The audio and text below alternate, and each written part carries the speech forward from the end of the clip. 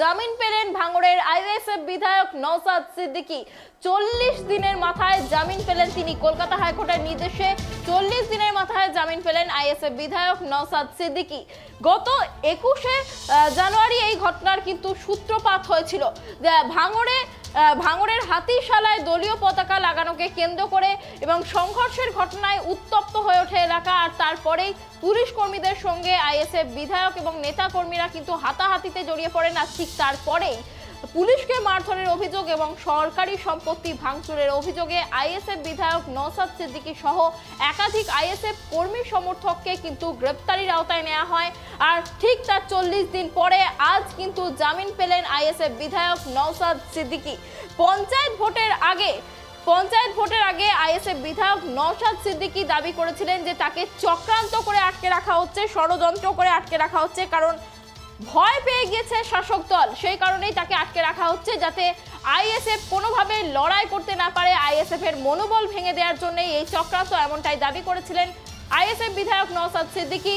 আর তার 40 দিন পরেই আজ জামিন পেয়ে গেলেন। কলকাতা হাইকোর্টের নির্দেশে বৃহস্পতিবার জামিন পেলেন আইএসএফ বিধায়ক নওশাদ সিদ্দিকী।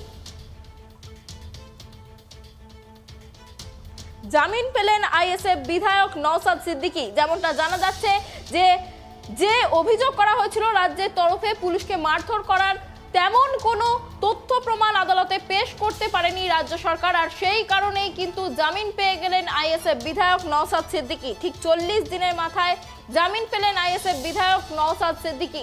আজ রাজ্যে সাগরদিঘি উপনির্বাচনের ফলাফল ঘোষণা, তার পাশাপাশি কিন্তু আজকেই জামিন পেলেন আইএসএফ বিধায়ক নওশাদ সিদ্দিকী, যা একটি অত্যন্ত গুরুত্বপূর্ণ ঘটনা রাজনৈতিক প্রেক্ষাপটে, এমনটাই মনে করছে বিশেষজ্ঞ মহল।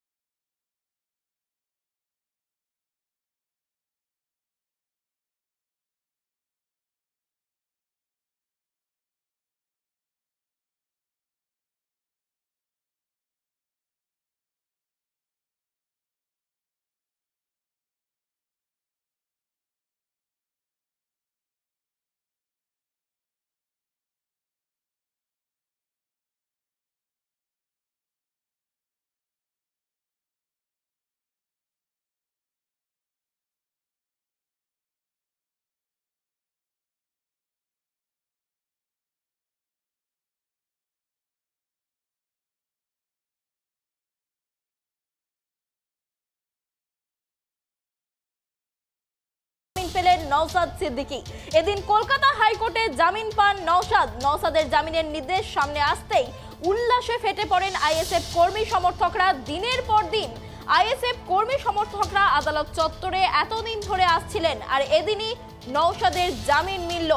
এদিকে বুধবারও ব্যাংসাল কোর্টে জামিন পাননি নওশাদ। শুনানির শেষে আগামী 15 ফেব্রুয়ারি পর্যন্ত তাকে জেল হেফাজতে পাঠানোর নির্দেশ দিয়েছিল ব্যাংসাল আদালত। এদিন বুধবার শুনানির সময় পুলিশের ভূমিকা নিয়েও প্রশ্ন উঠেছিল, তবে শেষ পর্যন্ত তার জামিন কিন্তু মেলেনি। এ নিয়ে কিছুটা হলেও হতাশ ছিল আইএসএফ শিবির। তবে বৃহস্পতিবার অর্থাৎ আজ কলকাতা হাইকোর্টে জামিন পেলেন নওশাদ সিদ্দিকী। স্বাভাবিকভাবেই নওশাদের জামিন পাওয়ার খবরে খুশির হাওয়া আইএসএফ শিবিরে। এই বিষয়ে বিস্তারিত জানবো, আমাদের সঙ্গে রয়েছে আমাদের প্রতিনিধি গৌতম। যেমনটা জানা যাচ্ছে যে জামিন পেলেন নওশাদ সিদ্দিকী, কি বলবে? হ্যাঁ দেখো, 42 দিন পর জামিন পেল নওশাদ সিদ্দিকী, আইএসএফ এর বিধায়ক। এটা একটা বিষয় যে দীর্ঘদিন ধরে প্রায় 1 মাস 12 দিন পর তাকে জামিন দেওয়া হলো। বিষয়টা হচ্ছে যে নওশাদ সিদ্দিকী তিনি বিরোধিতা করেছিলেন কিসের, নাকি তার বিরোধিতা কী ছিল, সেই সমস্ত বিষয়গুলো নিয়ে কিন্তু বিচারক এতদিন ধরে তার সমস্ত কথাবার্তা শুনেছেন এবং বিচারকের মনে হয়েছে যে তিনি জামিন পাওয়ার উপযুক্ত এবং তাকে জামিন দিয়েছে। দেখো, এই বিষয়ে আমার সাথে আমার সহকর্মী রয়েছে অঞ্জন। আমি এই বিষয়টা অঞ্জনকে জিজ্ঞেস করি, অঞ্জন, নওশাদ সিদ্দিকীকে জামিন দিল, মানে এটা কি একটা বিষয় উঠে এলো? দেখুন, মূলত যদি আমরা একটা বিষয়ের দিকে কেন্দ্রীভূত করি, সেটা হচ্ছে ভাঙড়। আমাদের এখনও সেই তাজা সেই তৃপ্তিটা রয়েছে যে ভাঙড়ে কিন্তু কিছুদিন আগেই যেটা আমরা দেখছিলাম যে আইএসএফটা যখন ওখান থেকে মিছিল করছিল, সেই সময়তে কিন্তু তৃণমূল কংগ্রেসের সঙ্গে একটা বচসার সৃষ্টি হয়, শুধু বচসা নয়, হাতাহাতি পর্যন্ত হয়। সেই বিষয়কে কেন্দ্র করে কিন্তু একটা তহরম মহরম সৃষ্টি হয় এবং পরবর্তীকালে কিন্তু আইএসএফ কর্মী নওশাদ সিদ্দিকীকে কিন্তু আইএসএফের যে বিধায়ক নওশাদ সিদ্দিকীকে কিন্তু অ্যারেস্ট করা হয় এবং দীর্ঘদিন ধরে 40-42 দিন ধরে এই যে তাকে জামিন দেওয়া হচ্ছিল না, এই বিষয়কে কেন্দ্র করে কিন্তু আইএসএফের যেসব নেতাকর্মীরা ছিল তারা কিন্তু মূলত ভীষণ পরিমাণে ক্ষুব্ধ ছিল তৃণমূল কংগ্রেসের প্রতি এবং শাসক দলের মূলত একের পর এক নিয়োগ দুর্নীতিকাণ্ড থেকে শুরু করে নানান রকম দুর্নীতি নিয়ে, সেটা তুমিও খুব ভালো করে বুঝতে পারছো যে এই নিয়োগ দুর্নীতি কাণ্ডগুলো বিষয়কে কেন্দ্রভূত করে কিন্তু রাজ্য রাজনীতি কিন্তু এই মুহূর্তে ভীষণ পরিমাণে তুঙ্গে রয়েছে এবং সেই বিষয়কে যদি এখন কেন্দ্র করি তাহলে এখন দেখা যাচ্ছে যে আইএসএফ কিন্তু সিপিএম বিজেপি বলুন, আইএসএফও কিন্তু একটা জায়গা আস্তে আস্তে তৈরি করতে শুরু করছে। এবার সেই জায়গাতে যদি নওশাদ সিদ্দিকীর মতো এমন একজন মানুষ, সে কিনা আইএসএফের বিধায়ক, তাকে যদি আটকে রাখা যায়, দীর্ঘদিন ধরে যদি জেলে আটকে রাখা যায়, তাহলে কিন্তু পরবর্তীকালে সামনেই পঞ্চায়েত ভোট এবং আইএসএফের যারা সমর্থক রয়েছে যেসব, সেই সমর্থকেরা কিন্তু পরবর্তীকালে পঞ্চায়েত ভোটে যদি কোনো কারণে সেটা এফেক্ট ফেলে, তাই জন্য হয়তো কোনো একটা কারণে হয়তো তাকে জামিন দেওয়ানোর ব্যবস্থা করা হলেও হতে পারে। আমরা কিছু এই বিষয়ে বলছি না, যদিও বা মূল যে বিষয়টাকে কেন্দ্র করা হচ্ছে, কিছুদিন আগে কিন্তু বিমান বন্দ্যোপাধ্যায় অর্থাৎ আমাদের স্পিকার যে রয়েছেন, তিনি কিন্তু এই ঘটনাটাকে কেন্দ্র করেছিলেন যে নওশাদ সিদ্দিকীকে যে অ্যারেস্ট করে রাখা হয়েছে সেটা মূলত পরিকাঠামো দিক থেকে সঠিক নয় এবং তিনি কিন্তু এই কথাটাও বারবার করে মেনশন করেছিলেন যে এটা তার সম্পূর্ণভাবে ব্যক্তিগত একটা মতামত। এখন এই বিষয় নিয়ে এখন পরবর্তীকালে এটাই দেখা যে এই আইএসএফ বিধায়ক যে নওশাদ সিদ্দিকী যে বের করে দেওয়া হলো, এখন যে জামিন দেওয়া হলো, সেটা পরবর্তীকালে আদৌ কতটা এফেক্ট ফেলতে পারে পঞ্চায়েত ভোটের ক্ষেত্রে, কেননা মূলত কিন্তু পাখির চোখ পঞ্চায়েত ভোট। অঞ্জন, তুমি ঠিকই বলেছো, পঞ্চায়েত ভোটটা হচ্ছে পাখির চোখ। তবে তোমাকে আমি বলি, আজকে নওশাদ সিদ্দিকী যখন জামিন পেল, এক্ষেত্রে তৃণমূল কংগ্রেস কিছুটা কি ব্যাকফুটে গেল না? তৃণমূল কংগ্রেস একের পর এক ভীষণভাবে নিয়োগ দুর্নীতিকাণ্ড থেকে যদি আমি শুরু করি, মূলত এই বিষয়টা থেকে বারবার কেন্দ্র করছি একটাই কারণে, তার কারণ একের পর এক কিন্তু তৃণমূল কংগ্রেসের বিভিন্ন নেতা নেত্রীরা একের পর এক কিন্তু বেরিয়ে আসছে। এবার কেউ নেতার সুযোগ্য কর্মীও হতে পারে বা নেতার খুব পরিচিত কোনো লোকও হতে পারে, যেমন কুন্তল ঘোষের কথা যদি আমি বলি, তাপস মণ্ডলের কথা যদি বলি, একসাথে অনুব্রত মণ্ডল, আজকেই যেটা অলরেডি আমরা ব্রেকিং জানি যে অনুব্রত মণ্ডল কিন্তু দিল্লিতে পাঠানো হচ্ছে। তো মূলত যে বিষয়গুলো যে পরবর্তীকালে একটা পঞ্চায়েত এফেক্টও একটা ফেলবে, এটাই তো আশা রাখা যায়। তার কারণ একের পর এক মমতা বন্দ্যোপাধ্যায়ের দলের বা তৃণমূল কংগ্রেসের দলের যে বিভিন্ন কর্মীরা একের পর এক বিভিন্ন বিষয়ে যে ফেসে যাচ্ছে, এটা তো মানুষ দেখছে। মানুষ তো শুধুমাত্র একটা জায়গাতে, এখন ডিজিটাল মিডিয়ার যুগ এবং সেই ডিজিটাল মিডিয়াতে কিন্তু প্রকাশ্যে কিন্তু সব কিছুই আসছে এবং মানুষ এটা পরবর্তীকালে হয়তো বিচার করবে যে তারা কাকে চায়। তার কারণ মূলত সবশেষে কিন্তু জনতাই শেষ কথা।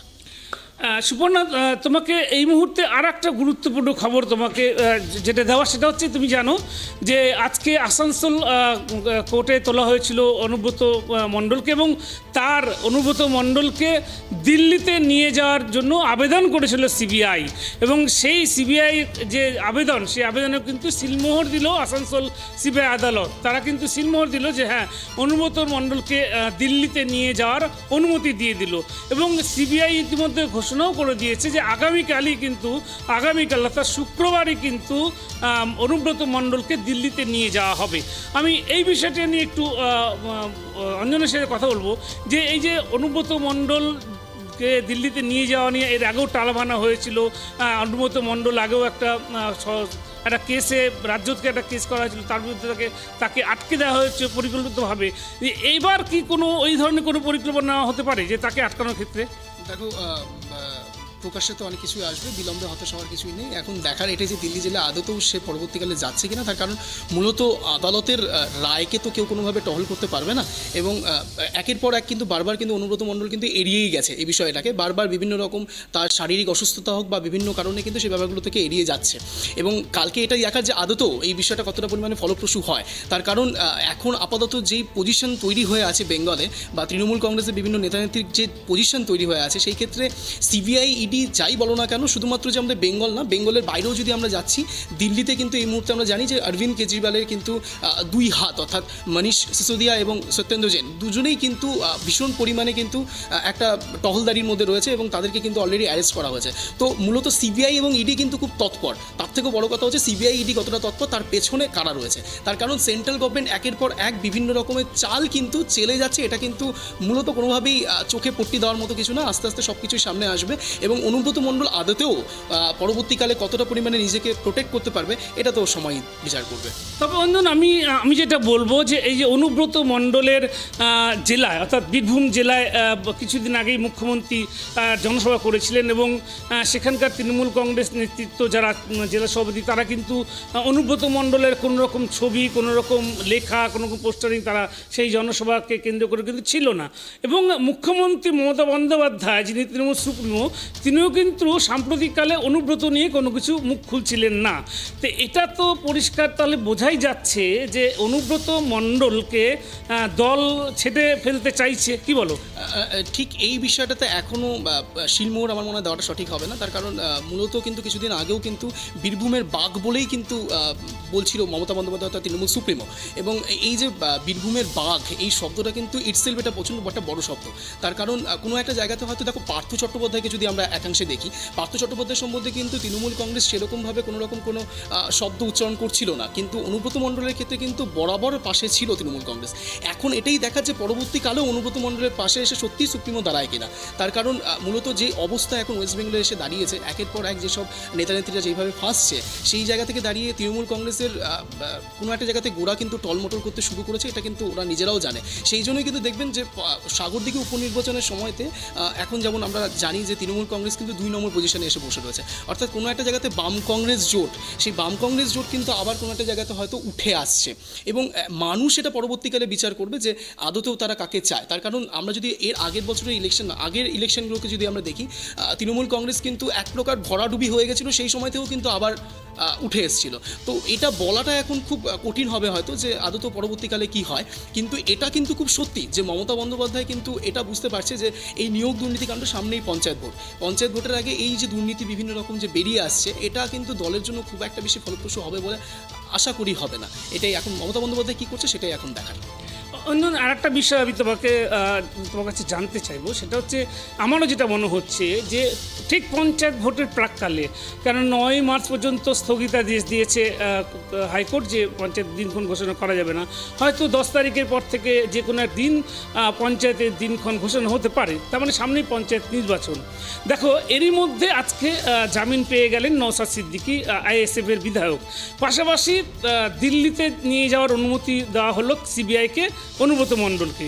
এই যে সার্বিক বিষয়টা, পঞ্চায়েত নির্বাচনের ঠিক আগ মুহূর্তে এই যে বীরভূমের বাঘ যাকে বলছি আমরা, তাকে দিল্লিতে নিয়ে যাওয়া, কেন্দ্রীয় টিম দিল্লিতে নিয়ে যাচ্ছে জিজ্ঞাসাবাদের জন্য, এবং নওশাদ সিদ্দিকী যে বিধানসভা ইলেকশনের সময় বামফ্রন্টের সাথে জোট গাঠবন্ধন করেছিল, তো সেক্ষেত্রে এই যে সিপিএম আবার দেখো সাগরদিঘিতে সিপিএম সমর্থন করাতে কংগ্রেসের আজকে প্রায় জয়ের মুখে কংগ্রেস। এই সব বিষয়টা দেখে এই যে পঞ্চায়েত নির্বাচনে, আগামী যে পঞ্চায়েত নির্বাচন হচ্ছে, সেখানটায় বাম কংগ্রেস জোট, আইএসএফ একটা জোট, এরা মিলে কতটা তৃণমূলকে বেগ দিতে পারে তোমার মনে হয়? দেখো, এই এখন যে পরিস্থিতি তৈরি হয়ে আছে সাগরদিঘি উপনির্বাচনে, এখন এই মুহূর্তে কিন্তু 14,000 ভোটে কিন্তু বাইরন বিশেষ অর্থাৎ বাম কংগ্রেস জোট কিন্তু অনেকটা পরিমাণে এগিয়ে রয়েছে। এবার দেখো, এটা তো শুধুমাত্র উপনির্বাচন, এটা সবাই জানি যে বিধায়কের মৃত্যুর পরে এই সাগরদিঘি উপনির্বাচনটা তৈরি করা হয়েছিল, এবং সাগরদিঘি উপনির্বাচন কোনো একটা জায়গাতে হয়তো একটা মাইলস্টোন ক্রিয়েট করতে পারে জনসাধারণের কাছে, যে মানুষ কি এক্স্যাক্টলি পরবর্তীকালে চাইতে পারে। দেখো, মূলত যে বিষয়টা এখন তৈরি হয়ে আছে যে বিজেপি অর্থাৎ দিলীপ ঘোষ কিন্তু গতকালই বলেছিল যে তারা কিন্তু 2 নম্বরে থাকবে। এবার কোনো একটা জায়গাতে না কন্ট্রাডিক্ট করছে তাদের শব্দগুলোই, যে কোনো একটা জায়গাতে প্রেডিকশন হয়তো সেইভাবে তারাও করতে পারছে না যে পরবর্তীকালে কী হতে পারে। তার কারণ কোনো একটা জায়গাতে যতই আমরা মুখে বলি না কেন উন্নয়ন হচ্ছে, কিন্তু উন্নয়ন কতটা এগিয়ে আছে সেটা কিন্তু বিচার করবে জনসাধারণ। সেটা কিন্তু কোনো রকম কোনো সুপ্রিমো বা কোনো দলেরই কোনো নেতানেত্রী কিন্তু সেটা বিচার করে বলতে পারবে না। তার কারণ তারা কাজ করছে, কিন্তু আলটিমেটলি রেজাল্টটা কিন্তু দেবে জনসাধারণই। এবার পরবর্তীকালে যেটা তোমার প্রশ্ন ছিল অ্যাকচুয়ালি, যে বাম কংগ্রেস পরবর্তীকালে কতটা পরিমাণে এগোতে পারে জনসাধারণের কাছে, বাম কংগ্রেস কতটা এগোবে সেটা তো পরবর্তীকালে আমরা দেখতেই পাবো। এবার সাগরদিঘি উপনির্বাচনটাকে যদি আমরা এক্সাম্পল হিসাবে ধরি, তাহলে কোনো একটা জায়গায় বাম কংগ্রেস 14,000 ভোটে এগিয়ে রয়েছে, এটা কিন্তু খুব একটা কম মার্জিন নয় প্রথমত। আর দ্বিতীয়ত মানুষ হঠাৎ করে বাম কংগ্রেসকে চাইছে, এটাও একটা বড় প্রশ্ন। তার কারণ বিজেপির ওপরে যদি আমরা বাকি স্টেটগুলোতে দেখি, সেই দিক থেকে দেখতে গেলে কিন্তু বিজেপি বেঙ্গলে কিন্তু খুব একটা ভালো রেজাল্ট তৈরি করতে পারছে না। সেই ক্ষেত্রে তৃণমূল কংগ্রেসের এখন শাসক দলে রয়েছে, তাদের কিন্তু একটা আমাদের একটা ছোট্ট বিরতির সময় হয়ে গেছে। রাজ্য জুড়ে কিন্তু একাধিক বড় ঘটনা সামনে আসছে। একদিকে নওশাদ সিদ্দিকীর জামিন, অন্যদিকে অনুব্রত মণ্ডলকে ফের দিল্লি নিয়ে যাওয়ার জল্পনা, সাগরদিঘি উপনির্বাচনের ফলাফল, সব মিলিয়ে কিন্তু রাজ্যের একটি উত্তেজনাপূর্ণ পরিস্থিতি। আমরা আবার ফিরবো আলোচনায় ছোট্ট একটা বিরতির পর।